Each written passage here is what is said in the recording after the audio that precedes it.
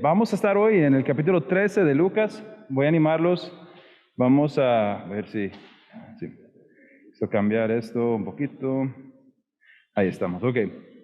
Estamos en capítulo 13 y vamos a empezar versículo 10. Quiero leer el pasaje. Dice: cierto día de descanso, mientras Jesús enseñaba en la sinagoga, vio una mujer que estaba lisiada a causa de un espíritu maligno.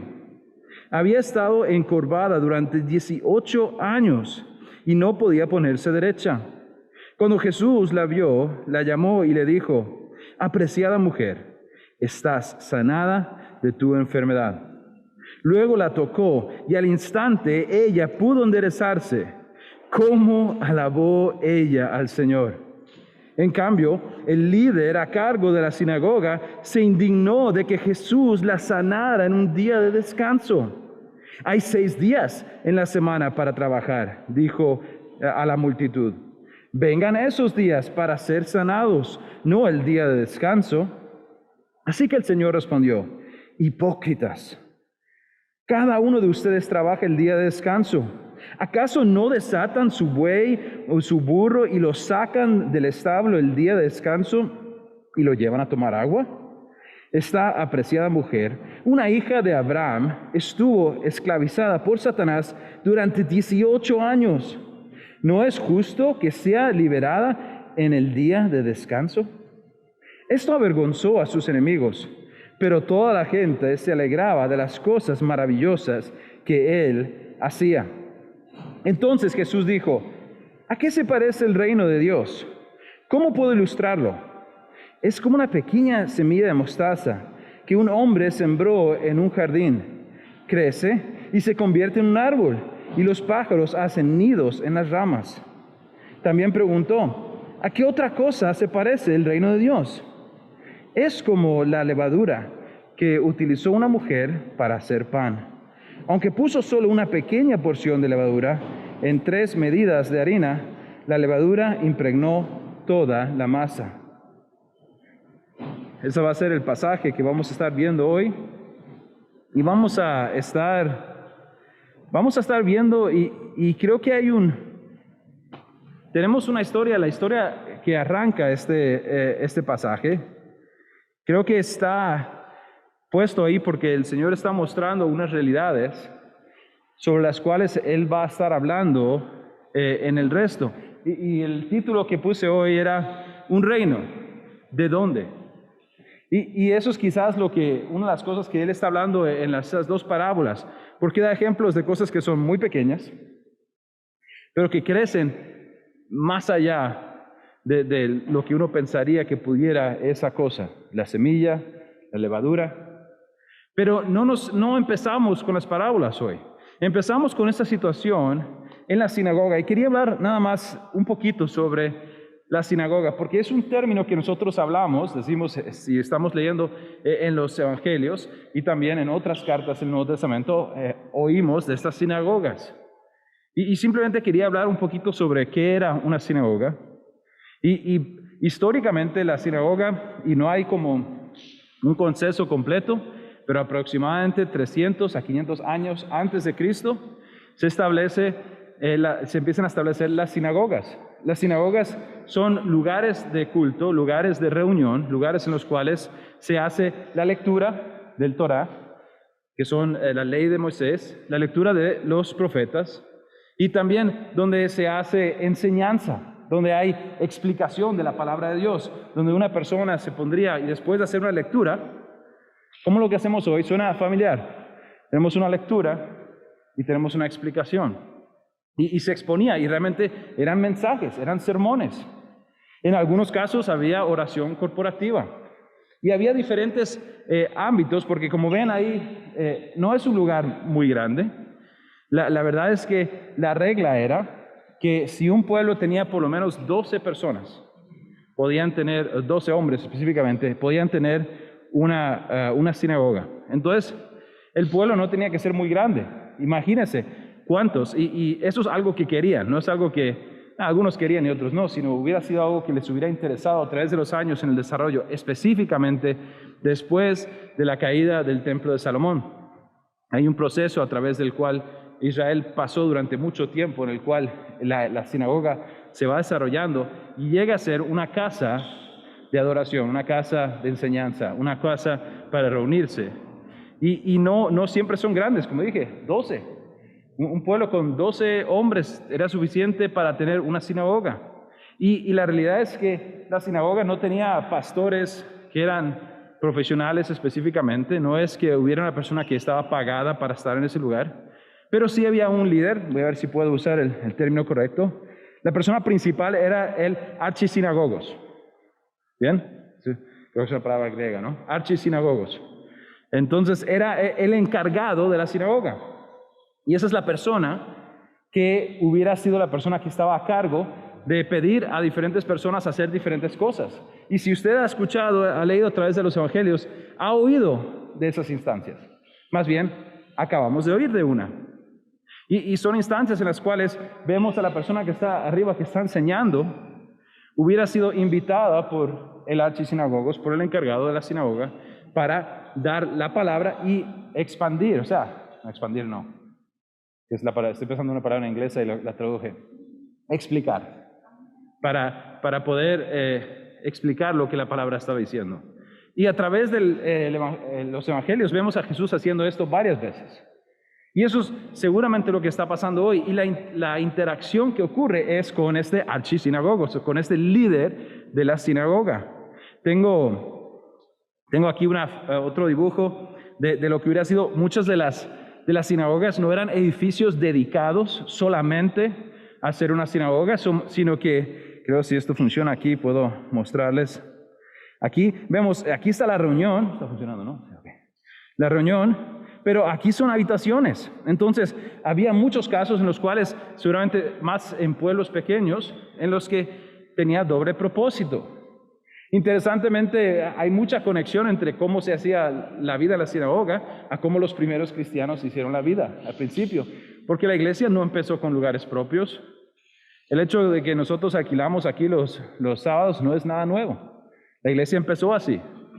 No tenían templos, no tenían lugares propios. Entonces muchas veces hubiera sido algo similar en el cual quizás era un negocio, parte de la casa era para vivir y parte de la casa era una parte dedicada para uso, y quizás no exclusivo, pero sí definitivamente uso para adorar a Dios.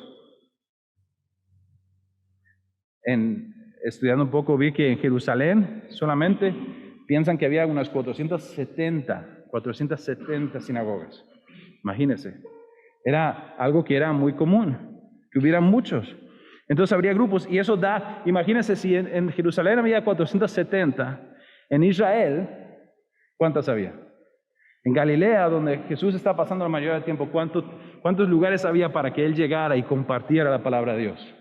Muchas más de las que yo creo que oímos, obviamente. Entonces, yo creo que Él tenía un lugar. Y este día, Jesús está haciendo eso.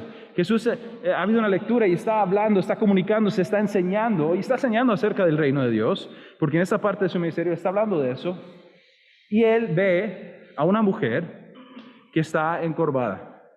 Y Él sabe la situación de esta mujer. Y ahí es donde nosotros entramos en este pasaje. Dice, versículo 10, cierto día de descanso, entonces estamos hablando del el sábado, ellos están, y una de las cosas que se hacía específicamente en ese tiempo, y no es que no se usaba la sinagoga otros días, pero eso es el día grande, cierto día de descanso, mientras Jesús enseñaba en la sinagoga, vio una mujer que estaba lisiada a causa de un espíritu maligno. Entonces, no sabemos exactamente, pero en el original pareciera ser que ella aparece. No necesariamente está ahí ya, pero él se da cuenta de ella. Quizás mira la puerta trasera y ve que ella está ahí o que viene de camino. Algo interesante también de esta interacción es que no habla de la fe en ningún momento. No sabemos si ella ya estaba ahí, si había venido para escuchar a este nuevo maestro, si estaba afuera escuchando, si vino específicamente para ser sanada o no. No lo sabemos. Pero dice, de una mujer que estaba lisiada a causa de un espíritu maligno. Otra cosa interesante y quizás es sacando de la falta de información que hay aquí, no es necesariamente una implicación de que esta mujer estaba poseída, sino simplemente estaba afectada por algún espíritu que por una razón similar posiblemente a Job. Conocemos, Job no estaba poseído, pero fue atacado por Satanás de manera fuerte. Pero dice, había estado encorvada durante 18 años y no podía ponerse derecha.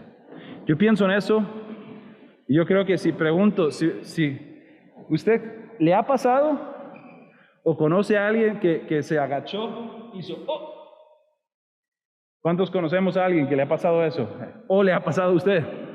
Es común. Es común. Y a mí no me ha pasado así como duro, pero conozco gente que le ha pasado muy duro. A mi cuñado le pasó y estuvo días mal. Pero esta mujer, ¿cuánto tiempo estaba? 18 años. Eso me pone a pensar, qué increíble situación había estado pasando ella. Qué increíble.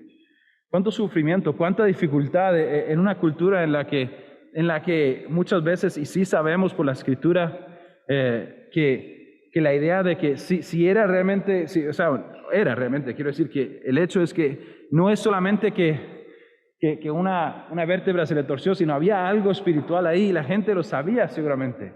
Y muchas veces había como ese achaque, la misma cosa que pasa con Job, de decir, ha hecho algo malo. Entonces quizás esta mujer tiene 18 años de que gente la vea encorvada y digan, seguro que se lo merece. Y qué increíble que no se ha arrepentido ya, que no le ha pedido perdón a Dios para que pudiera estar bien otra vez. Había ese pensamiento de que esas cosas estaban ocurriendo solamente porque era culpa de ella. Jesús tiene interacciones como esas en su ministerio, donde hay preguntas similares. Pero ¿qué pasa con Jesús? Dice, cuando Jesús la vio, la llamó y le dijo, apreciada mujer. Y me encantan esas palabras porque tiene una connotación, quizás él la está obviamente mirando un poco diferente que lo que pudiéramos hacer, podríamos asumir culturalmente, quizás sea diferente, quizás. Podríamos decir que quizás ese barrio era el más chiva y todo se trataba muy bien, quién sabe. Pero el hecho es que un par de versículos más adelante vamos a darnos cuenta que hay una diferencia de actitud de Jesús hacia esta mujer y la actitud del archisinagogos, el encargado de esta sinagoga. Dice, apreciada mujer, estás sanada de tu enfermedad. Jesús le muestra amor a través de la manera en la que se comunica con ella, pero más contundentemente les enseña amor a través de su poder, a través de su capacidad de sanar, de cambiar su vida. Luego la tocó y al instante ella pudo enderezarse. Jesús hace esta declaración de que ella está sanada, una declaración autoritativa, una declaración que es basada sobre el hecho de que Él es el que tiene ese poder, Él es Dios, y después ejecuta y hace real lo que Él ha dicho. La toca y al instante ella pudo enderezarse. Y quiero que veamos esta siguiente frase que dice acerca de ella, dice, ¿cómo alabó ella a Dios? ¿Cómo alabó ella a Dios? ¿Cuál fue la reacción de lo que Jesús hizo por ella? Fue gozo y fue adoración. Ella está alabando, ella no dice, y ella agradeció a Dios, sino que alabó a Dios. ¿Por qué? Porque ella sabe que había sido el poder de Dios el cual había actuado en su vida. Y sabemos que no todas las personas que Jesús sanó tuvieron esa reacción. Algunos sí, otros no. Pero ella alaba a Dios. Entonces vemos esa situación en la que esta mujer que ha venido, Jesús la ve, tiene misericordia sobre ella, la sana de esa situación en la que ella ha estado sufriendo, le muestra amor, aprecio. Y ella, en respuesta a este gran milagro, adora y alaba a Dios. Y si recuerdan el pasaje, no es la única, sino que otras personas después se regocijan también de lo que está ocurriendo. Ellos ven que Dios está trabajando Pero hay alguien que no se siente así. Hay alguien que se siente diferente. Vean, esa palabra, ¿no? Cuando vemos, en cambio, el líder a cargo de la sinagoga, si tuviera confites, le preguntaría que alguien me diga cómo se llama y le tiraría el confite, ¿no? Pero no tengo confites. Entonces. En cambio, el líder a cargo de la sinagoga se indignó. Vean la diferencia en actitud entre la mujer y lo que vamos a ver, porque nos hemos saltado el pasaje, ya sabemos, ¿no? Y la manera en la que actúa la gente y cómo él, en vez de adorar, en vez de estar como, ¿qué acaba de ocurrir en este momento? Él se indigna. Se indignó de que Jesús la sanara en el día de descanso. De todas las cosas en las que se podía enojar, o todas las reacciones y las cosas en las que se podía enfocar este hombre, qué increíble, que lo que le hizo brotar ese resentimiento, o quizás la única cosa que podía buscar, y eso es algo que creo que es uno de los puntos centrales aquí, es que tenemos un grupo de personas, y es lo mismo que vemos hoy en día, que oyen sobre la palabra de Dios, oyen sobre Cristo y se dan cuenta que Él es el Mesías, que Él es el Salvador, que Él es el Rey, Él, no yo. Y hay otro grupo que lo único que puede hacer es resistir. Y este hombre está en esa categoría, está buscando razones, entonces lo que hace es sacar su tradición. Él dice, hay 6 días en la semana para trabajar, dijo la multitud. Entonces, esto ocurre, me imagino que esto está ocurriendo, y él obviamente, si se acuerdan del dibujo, ahí están los encargados, él me imagino que no estaba lejos, y él está ahí, y de repente cuando esto ocurre, él se dirige a la congregación y dice, ¡hey! 6 días, ¿cómo se hace eso? No soy bueno con números. 6 días, ¡ay! 6 días en la semana para trabajar, dijo la multitud. Vengan esos días para ser sanados, no el día de descanso. Yo no sé usted, pero yo creo que este hombre tiene que ser como un placer para vivir con él, ¿no? Entonces tiene que ser como lo más. Buenos días. Pero me parece interesante también que realmente esas palabras están huecas. ¿Por qué? Es realidad que en los últimos 6 días ella podía haber venido y ser sanado. Bueno, se reunían otros días también, pero ¿cuántos años tiene ella de estar encorvada? ¿Y qué le pasa a este? Quizás estaba muy ocupado. Quizás estaba dormido, no sé, todas las excusas que le echaban a Dios, ¿no? Quizás no se dio cuenta que esta mujer estaba sufriendo. Es posible. Es posible porque obviamente la actitud que muchos de los dirigentes, y esto es lo triste de la situación, Jesús llega en un tiempo, pero no voy a decir que es único, pero un tiempo en el que definitivamente los líderes que debían estar mostrando el amor de Dios, la misericordia de Dios y estar cuidando a las personas, porque eso no es nada nuevo, eso no es del Nuevo Testamento, cuando Jesús le dice a Pedro que cuide a las ovejas, cuando Jesús habla de cómo tenemos que servir y no ser servidos. Entonces, el hecho es que eso debiera haber estado ocurriendo, pero vea lo que dice Juan, capítulo 7, 49, vea la actitud de los fariseos. Ellos hablan de esa multitud tonta que los sigue, es ignorante de la ley y está bajo la maldición de Dios. Qué buena actitud, ¿no? ¿Cómo? Y no estoy diciendo que no debemos de creer nunca que yo entiendo una verdad y que quizás alguien no la entiende o no la cree. Pero es una diferencia muy grande el decir, vea, Jesús es el único camino, y que otro amigo mío me diga, no, Jesús no es el único camino, y que estemos en desacuerdo. Y otra es que yo tenga una actitud hacia Él de ese tipo. Vea lo que pasa en Mateo, capítulo 2, 27.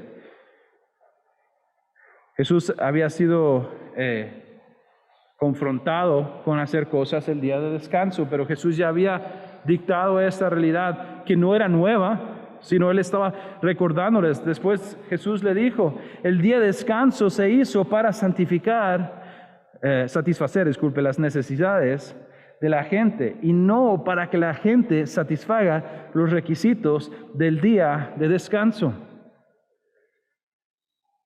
Dígame, ¿cuál de estas dos versiones creen que era el enfoque de los dirigentes de esa sinagoga? Yo creo que ellos estaban diciendo, vivimos para el sábado, para servir al sábado. Mientras Jesús declara, Dios estableció el día de descanso porque no es bueno trabajar 7 días. Yo, el diseñador del cuerpo, el diseñador del hombre, del alma, del espíritu, sé que necesitan un día de descanso y es bueno para ustedes. Entonces sí, debemos de hacerlo, pero el propósito del sábado fue para que el hombre pudiera tener ese descanso y pudiera tomar ese tiempo para recordar y en esa dulzura de descanso agradecerle a Dios y esperar el descanso que venía, el descanso que trajo Jesús. Más bien vamos a ver un poco acerca de eso en un momento cuando Jesús habla sobre el reino que Él estaba estableciendo. Entonces Jesús, después de haber hablado con la mujer, haberla sanado y que el encargado de la sinagoga hiciera un ejemplo de cómo Jesús estaba haciendo las cosas mal, Jesús dice, ok, ahora me toca a mí. Y Jesús habla otra vez a la congregación y dice, así que el Señor respondió, hipócritas. Ok. Lo dice un poco directo. Cada uno de ustedes trabaja el día de descanso. ¿Acaso no desatan su buey o su burro y lo sacan del establo el día de descanso y lo llevan a tomar agua? Y la verdad es que en el Antiguo Testamento estaba definido que eso era permitido, que en el día de descanso se podía hacer ese tipo de trabajo mínimo, lógico. ¿De qué me sirve el sábado si se me mueren los animales y después me muero yo? No tiene sentido. Entonces hay ciertas cosas que ni modo, voy a tener que hacerlo. Pero es interesante porque también el sábado se extendía a los animales. Los animales no trabajaban el sábado tampoco. Dios había provisto para toda su creación. Y después dice Jesús, entonces, ustedes dicen que no, pero la verdad es que sí. Y en versículo 16 dice, esta apreciada mujer, una hija de Abraham, no olvidemos que es una persona hecha en la imagen de Dios, es una de sus hermanas, una compañera israelita, parte del pueblo escogido de Dios, no olvidemos, estuvo esclavizada. Y esa palabra esclavizada debería siempre resonar en la mente, sobre todo en ese tiempo, de cualquier israelita. ¿Qué israelita se le va a olvidar Egipto y otras esclavitudes? Babilonia, Siria, Roma.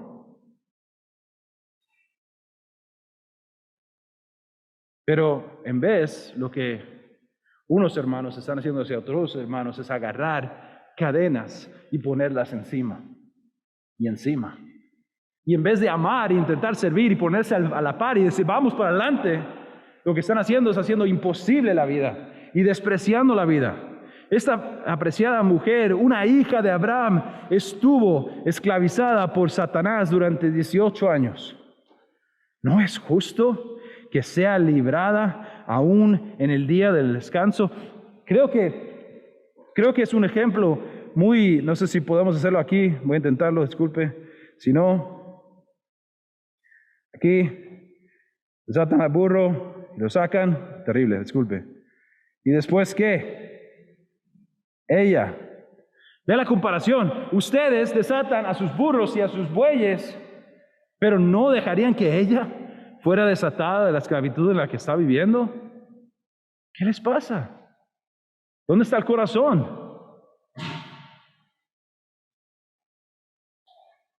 ¿No es justo que sea librada aún en el día de descanso?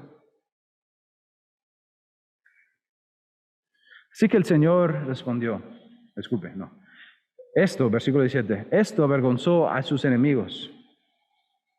Me imagino, como una razón, porque el argumento que Jesús acaba de hacer, como todos los argumentos de Jesús, es perfecto y no tiene respuesta.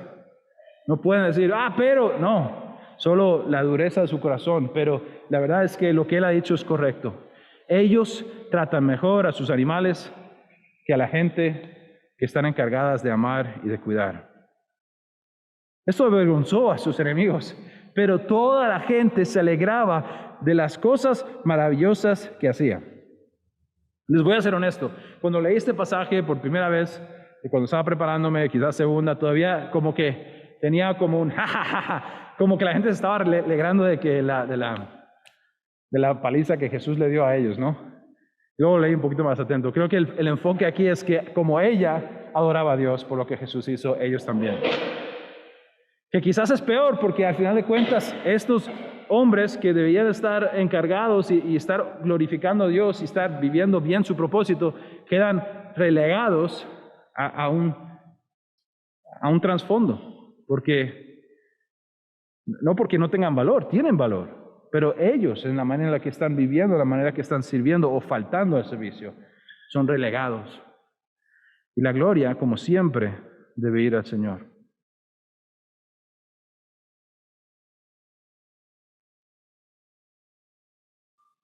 Ve este pasaje que viene en unas semanas, capítulo 17, pero para que lo pensemos. Un día los fariseos le preguntaron a Jesús, ¿cuándo vendrá el reino de Dios? Porque Jesús obviamente ha estado hablando acerca del reino de Dios. Yo dije, está hablando acerca del reino de Dios ahora. No va a dejar de hablar del reino de Dios. ¿Por qué? Porque lo está estableciendo. Entonces, uno de ellos les pregunta, ¿cuándo vendrá el reino de Dios? Jesús contestó, no pueden descubrir el reino de Dios por medio de señas visibles.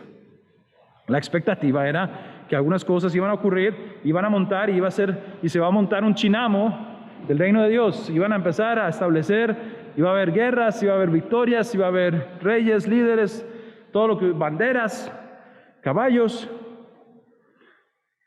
No lo verán por señas visibles. Nunca podrán decir, aquí está, o está por ahí. Porque el reino de Dios ya está entre ustedes. El reino ya lo estaba estableciendo Dios. E interesantemente, ellos no lo veían. Porque si lo hubieran visto, sí pudieran haber dicho, vea, la semana pasada el reino de Dios estaba en Capernaum. Y ahora está camino a Jerusalén. Pero quiero que pensemos en esa realidad. Porque cuando pensamos en la perspectiva de muchas personas en ese momento, y no creo que sea tan diferente que hoy, el comienzo del reino parece ser fallido. Si Jesús está estableciendo un reino, y un reino, el reino de Dios, no es cualquier reino, no es el reino de Jesús, el carpintero, no es el reino del muchacho ese de Nazaret, no, es el reino de Dios. Y entonces, si lo que realmente Jesús está estableciendo es el reino de Dios, honestamente lo que está ocurriendo, y no solo ahora, sino en los próximos versículos, capítulos, pareciera un reino, o sea, un intento fallido de establecer. ¿Cuántas veces ha habido golpes de estados que fallan? Alguien intenta hacer un cambio, pero no ocurre. No, alguien intenta hacer un cambio. ¿Cuántos políticos se tiran a ser presidente? Y la última vez, pues como 8, 9, 10. Solo uno quedó. ¿Cuántos intentos fallidos?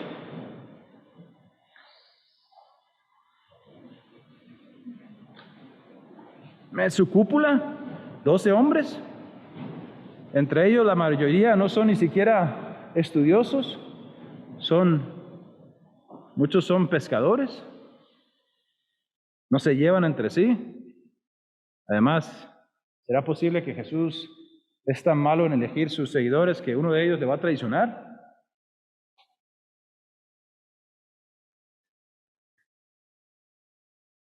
Hay como unos 500 testigos de la resurrección, después de que cuando Jesús enseña, por unos 40 días después de la resurrección, antes de ascender. Pero 500, Israel es un país pequeño, pero 500 es muy pequeño. Todavía no suena a un reino. Y para peores, el día de Pentecostés, cuando la iglesia empieza a trabajar en poder, hay solo 120. Estos comienzos humildes limitaron el establecimiento del reino de Dios.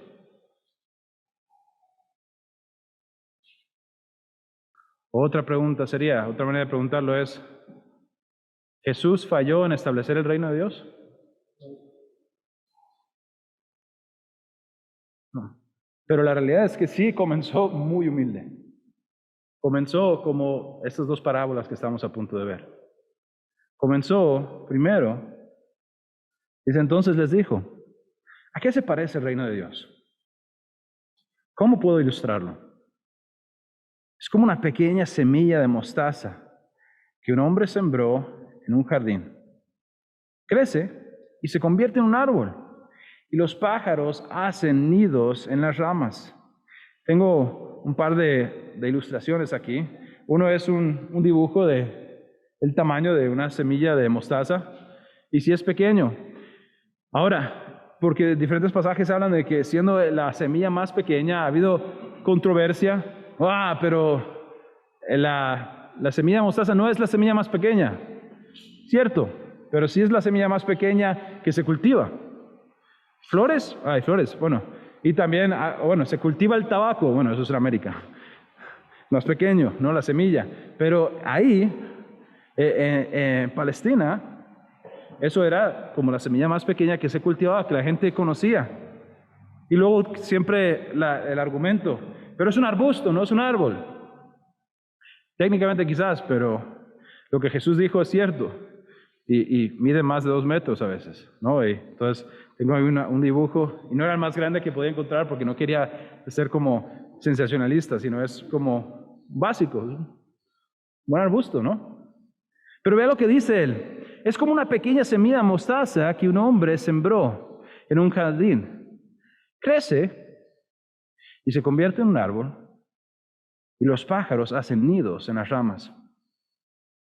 Y es interesante, cuando yo pienso en esos pájaros haciendo nidos en las ramas, lo que pienso es en la protección, ¿no? ¿Por qué es que un pájaro hace un nido en un árbol?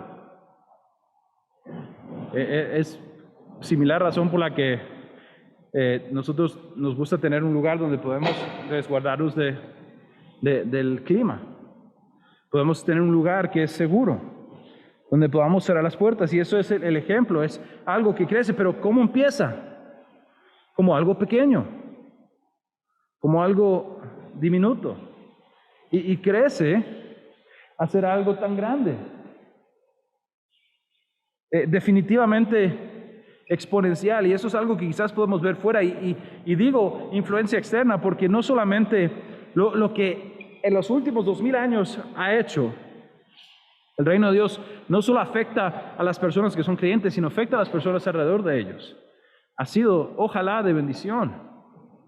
Yo sé que vivimos en un tiempo en el que quisiera haber gente que dice que todo lo que la iglesia ha hecho y todo lo que la religión ha hecho es lo peor que hay. Es un argumento que está muy a la moda. Pero para hacer esa declaración hay que olvidarse de mucho bien.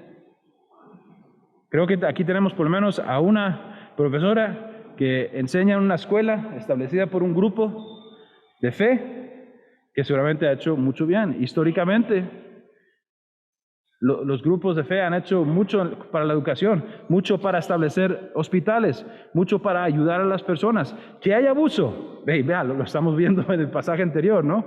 Los religiosos abusan, sí abusan, pero el verdadero reino de Dios, cuando las personas desean servir, nosotros, los que estamos aquí en esta habitación, los que están en casa, ojalá, en la influencia que tenemos alrededor de las personas, sea uno que mejora la vida de las personas alrededor de nosotros. Porque nosotros vivimos con paz, nosotros vivimos con esperanza, Nosotros hemos sido enseñados a amar. Nosotros amamos porque Él nos amó primero. Y si Él nos amó primero, no hay quite, no es bueno, voy a ver si amo. No. La palabra de Dios enseña que si Él lo hace, nosotros lo hacemos. Es un fruto, es una respuesta natural. ¿Hay personas buenas que no creen en Cristo? Sí. Éticamente hay personas que sí son buenas. Pero el efecto del reino de Dios debería ser uno que cambia, y no solamente cambia la vida de una persona, sino que cambia externamente también. Pero definitivamente el creyente debería poder vivir con esa paz. Pero yo diría que creo que debería tener una influencia más allá solo de mí. Más allá. Mauricio habla sobre conversaciones con personas. A veces yo sé que las conversaciones son contundentes. Yo argumentaría que todavía es bueno, mientras sea en amor, aunque ellos no se esperaban esa conversación. Pero también hay veces que, y yo sé por mi propia experiencia cuando lo hacía, incluso oportunidades de orar con personas, porque están doliendo, y nosotros tenemos esperanza que podemos ofrecer. Jesús da otro ejemplo, y eso es algo que creo que muestra algo que ocurre también internamente. También preguntó, ¿a qué otra cosa se parece el reino de Dios? Es como la levadura que utilizó una mujer para hacer pan. Aunque solo puso una pequeña porción de levadura en 3 medidas de harina, la levadura impregnó toda la masa. Si usted ha hecho o ha visto hacer el pan, ve que eso hace incluso que crezca. Pero si la levadura se quedara solamente en una parte, entonces habría una burbujita ya, ¿no? Entonces, tengo una masa y haría, ni se vería, estaría adentro, perdida. Pero la realidad es que cuando se hace la mezcla, esa levadura se extiende, crece, se multiplica y se va a todas las esquinas. Y eso es una imagen de lo que debería estar ocurriendo en mi vida y en su vida. Si usted es creyente, y el reino de Dios principalmente vive ahora, ¿dónde? En el corazón de los creyentes. Y la influencia del reino de Dios se ve manifestado de manera más fuerte en mi corazón. En cómo es que esa levadura debería llegar a todas partes de mi corazón, a todas partes de mi conciencia, a todas partes de mi vida, de mis acciones, de la manera en la que yo amo o no amo a las personas, de la manera en la que cuido o no cuido a mi familia, de la manera en la que me duele cuando un hermano está pasando por algo difícil o no me importa.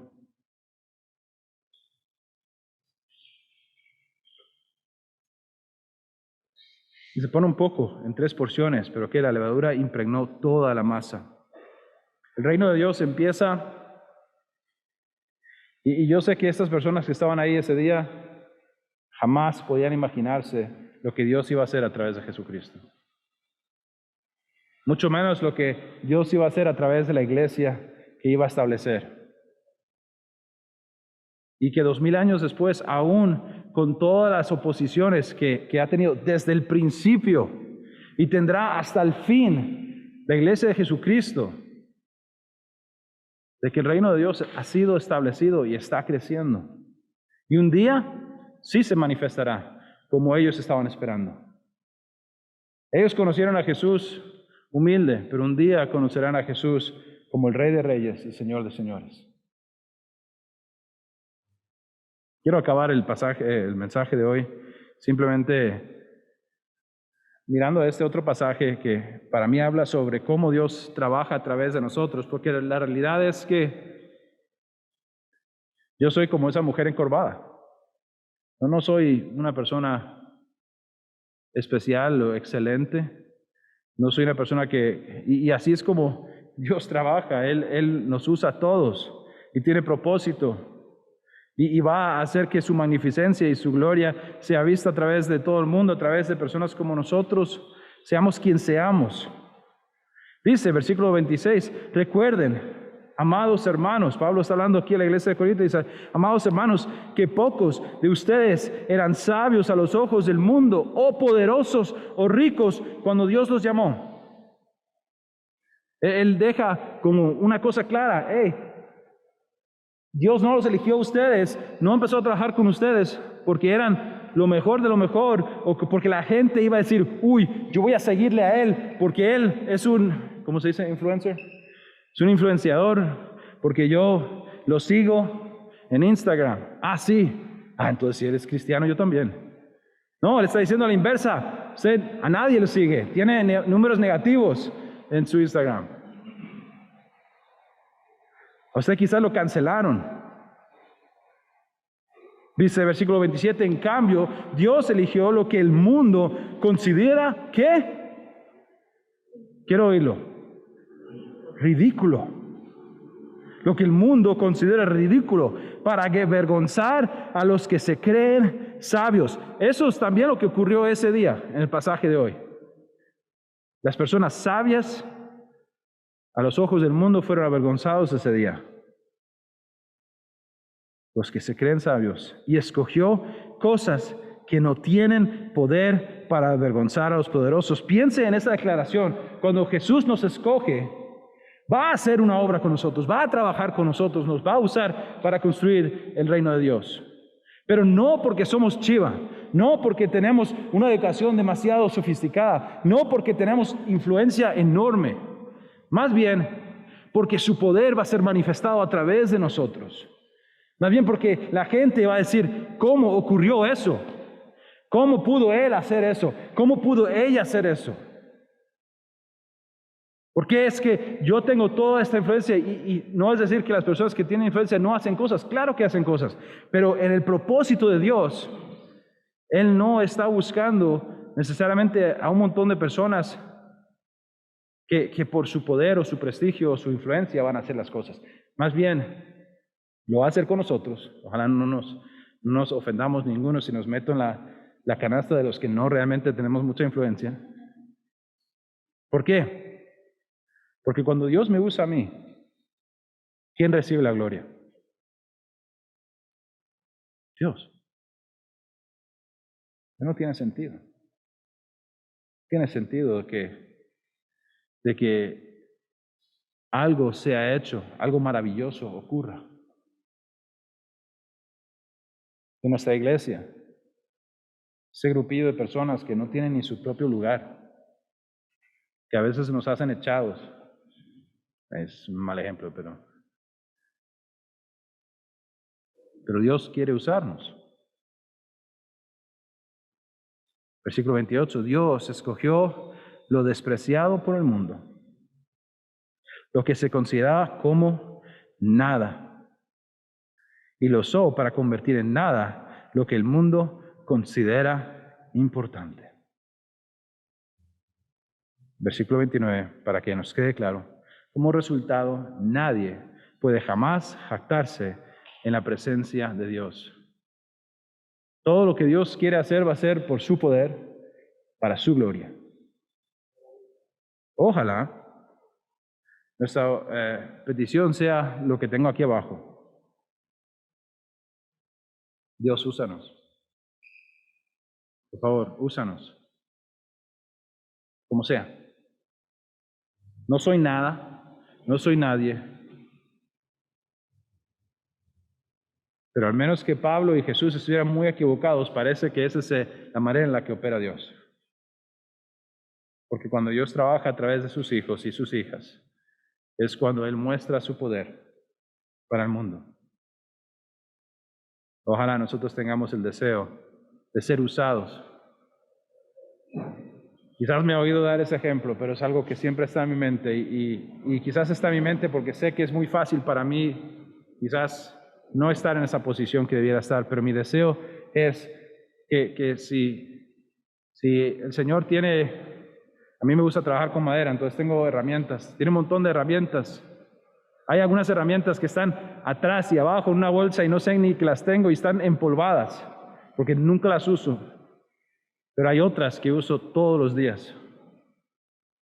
Y eso sería mi deseo, que simplemente que Dios me use en su poder, para su propósito, para lo que Él quiere construir. Ojalá ese sea nuestro deseo. Dios, úsanos para edificar tu reino. Vamos a Señor en oración. Padre Celestial, Te damos gracias, Señor, porque no merecemos, ninguno de nosotros estamos aquí porque cuando hubo un proceso de selección, nosotros éramos los que teníamos las mejores calificaciones o los más probables, porque trayéramos tanto a la mesa, Señor, sino porque, Dios, tú nos amaste primero, aun cuando nosotros éramos tus enemigos, aun cuando éramos pecadores, Señor, nos amaste y moriste en la cruz por nosotros.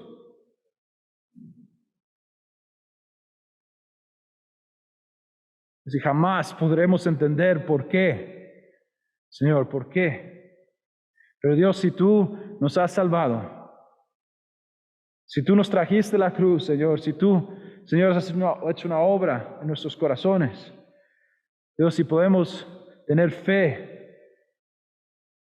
y arrepentimiento, Señor, podemos caminar en tu luz y en tu espíritu, Dios, porque tenemos tu justicia.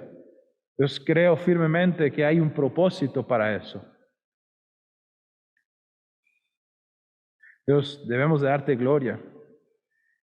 Y un día te daremos gloria eternamente, cara a cara. Pero hasta entonces hay otro propósito. Hasta entonces vamos a darte gloria de otra manera, Señor.